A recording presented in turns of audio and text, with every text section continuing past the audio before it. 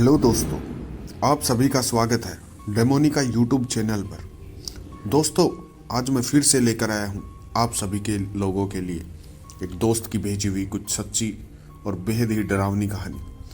दोस्तों, अगर आपके पास भी ऐसी ही कोई घटना है तो आप मुझसे शेयर कर सकते हैं। कहानी शुरू करने से पहले आप सभी से एक रिक्वेस्ट है कि अगर आप मेरे चैनल पर नए आए हैं तो प्लीज़ मेरे चैनल को सब्सक्राइब कर लीजिए, क्योंकि मैं हर रोज़ इसी तरीके से कहानियाँ लिखता रहता हूँ।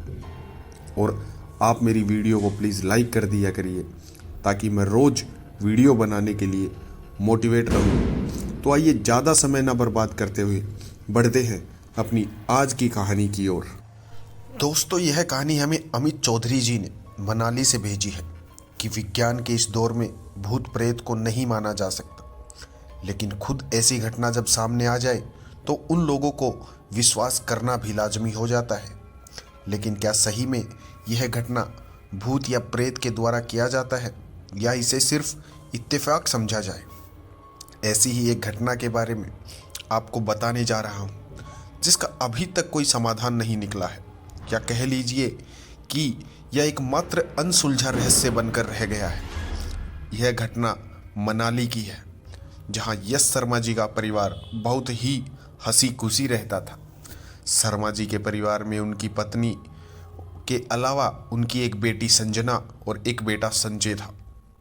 शर्मा जी वहीं एक सरकारी संस्था में काम करते थे। जैसे जैसे उनकी बेटी संजना बड़ी हो रही थी, तब तक वह बहुत ज़्यादा खूबसूरत हो रही थी।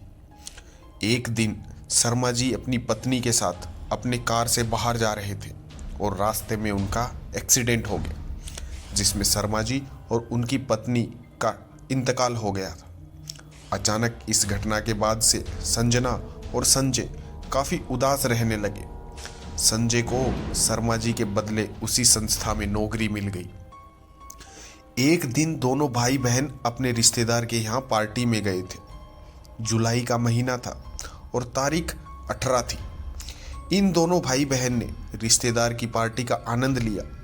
संजना हरे भरे रंग की साड़ी पहने हुई थी और उसमें वो बहुत ही ज़्यादा खूबसूरत लग रही थी। उस पार्टी में एक बहुत बड़ा व्यापारी भी आया हुआ था। संजना को देखते ही उसका दिल उस पर आ गया और संजना को पाने का मन बना लिया।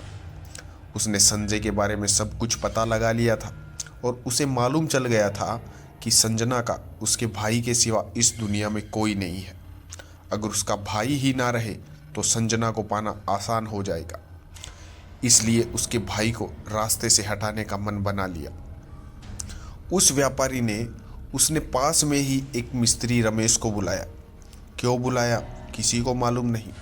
रात को संजना और उसका भाई संजय अपनी कार से वापस घर जाने लगे। कार संजय चला रहा था और रास्ते में ही कार का ब्रेक फेल होने की वजह से कुछ दूरी पर कार बिजली के खंभे से जाकर टकरा गई और संजना की मौत वहीं पर हो गई। संजय को हॉस्पिटल ले जाया गया। किसी तरह तो संजय बच गए, लेकिन उसकी बहन संजना नहीं रही। पुलिस अधिकारी विजय को संजय ने बताया कि उसके कार्य ब्रेक फेल हो जाने की वजह से या दुर्घटना की, लेकिन उसकी समझ में नहीं आ रहा कि उसकी कार का ब्रेक फेल कैसे हो गया, क्योंकि वह जब आया था तो कार का ब्रेक बिल्कुल सही था। पुलिस ने पता लगाने की कोशिश की और कुछ ही दिनों के बाद केस को एक्सीडेंट का नाम देकर बंद कर दिया गया। अब 1 साल के बाद उस व्यापारी की कार की दुर्घटना में वही सेम चीज़ हुई, जहां संजय की कार की दुर्घटना हुई थी और व्यापारी की दुर्घटना में मौत हो गई। कुछ लोगों का कहना था कि व्यापारी से हरे रंग की साड़ी पहने हुए एक लड़की ने लिफ्ट ली और कुछ दूर के बाद उस कार का एक्सीडेंट हो गया और व्यापारी की मौत हो गई। लेकिन उस हरे रंग की साड़ी पहने लड़की का कुछ पता नहीं चला। अब आश्चर्य की बात यह थी कि उस दिन 18 जुलाई थी।